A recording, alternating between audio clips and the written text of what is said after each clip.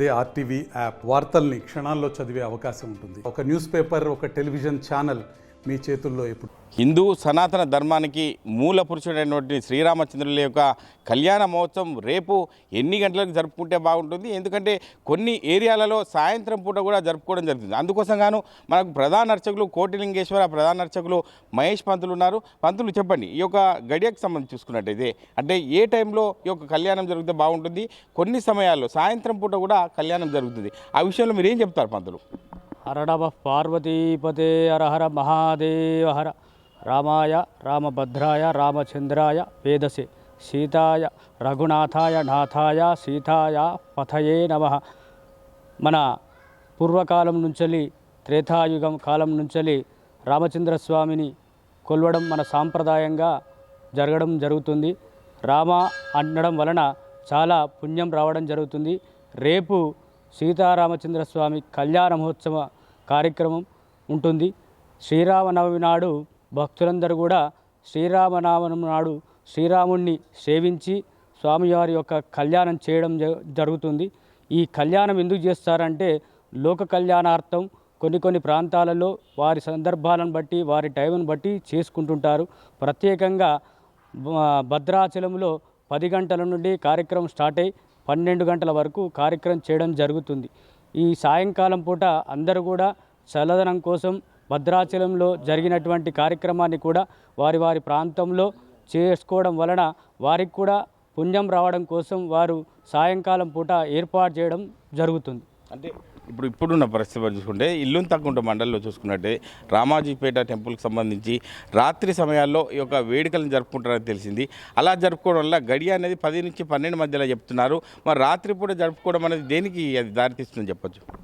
అంటే మనకు వెనకటి కాలంలో భద్రాచలంలో పొద్దున్న పూట జరుగుతుంది కాబట్టి అందరూ కూడా ఆ భద్రాచలానికి వెళ్ళి అక్కడున్న కళ్యాణాన్ని చూసుకొని వారు మళ్ళీ వారి ప్రాంతాలకు రావడానికి కోసమై సాయంకాలం పూట పొద్దునంతా కూడా అందరూ ఎవరి పనులలో వాళ్ళు నిమగ్నమై ఉంటారు. కాబట్టి సాయంకాలం చల్లదనం కోసం వెనుకటి నుండి ఈ మన ఉన్నటువంటి రామాజీపేటలో సాయంకాలం చేయడం యొక్క విశిష్టతగా జరగడం జరుగుతుంది.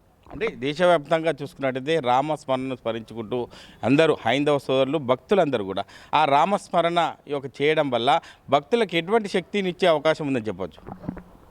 రామస్మరణ చేయడం వలన భక్తులకు చాలా విశేషమైనటువంటి పుణ్యం జరుగుతుంది. ఎందుకు పుణ్యం అనంటే రాముడు చాలా గొప్పనైనటువంటి మానవ అవతారం ఎత్తాడు. అలా మానవ అవతారం దశావతారాల్లో మానవ అవతారం ఒకటి. ఆ రాముడు సాక్షాత్తు శ్రీహరే మానవ జన్మలో ఎత్తి కష్టాలను కూడా చూసి దైవుడైనాడు. కాబట్టి మానవులు రామ అని చేయడం వలన అనేకమైనటువంటి పుణ్య లాభాలు కలగడం జరుగుతుంది. అంటే భక్తులకు ఇటువంటి ఒక ప్రశ్నార్థకంగా ఈ సమయాలు అనేది ఇట్లా పాటించడం వల్ల ఎట్లా రాములోని కళ్యాణం, ఎందుకంటే లగ్న ప్రతిజ్ఞ పెట్టుకున్నా కూడా ఈ యొక్క రాములోని కళ్యాణాన్ని స్ఫూర్తిగా తీసుకునే పత్రికను పెట్టుకోవడం జరుగుతుంది. ఇట్లా సరైన సమయాల్లో జరుపుకోవడం వల్ల మంచి జరిగే అవకాశం ఉందా?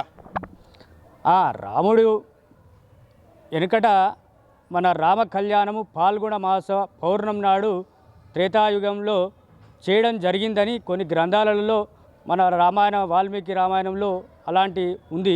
కానీ ప్రజల యొక్క నిమిత్తమై మనము 10 గంటల నుంచి 12 గంటలకు ఆ రామచంద్ర స్వామి జన్మించినటువంటి శ్రీరామ నవమి కాబట్టి చైత్రమాసం నవమి వసంత ఋతు ఆ రోజులో మనం శ్రీరామనవమి చేయడం వలన ప్రజల యొక్క కష్టాలన్నీ కూడా పోయి వారందరూ కూడా సుఖ సంతోషాల కోసం ఉండడం కోసం మనం ఈ కళ్యాణాన్ని చేసుకోవడం జరుగుతుంది. అంటే దేశవ్యాప్తంగా చూసుకున్నట్టయితే ప్రతి గ్రామీణ ప్రాంతంలో ఈ యొక్క శ్రీరాముని యొక్క స్మరణ జరుగుతుంది. శ్రీరాముని కళ్యాణం అనేది ప్రతి గ్రామంలో అంటే సమయం చూసుకున్నట్టయితే భద్రాచలంలో 10 నుంచి 12 గంటల ప్రాంతంలో ఈ యొక్క కళ్యాణం జరుగుతుంది.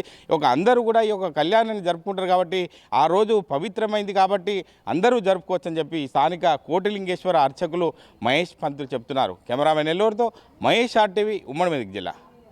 మరిన్ని వీడియోస్ కోసం ఛానల్ ని సబ్స్క్రైబ్ చేయండి. లేటెస్ట్ అప్డేట్స్ కోసం వాట్సాప్ ఛానల్ ని ఫాలో చేయండి. అండ్ లింక్ డిస్క్రిప్షన్ లో ఉంది.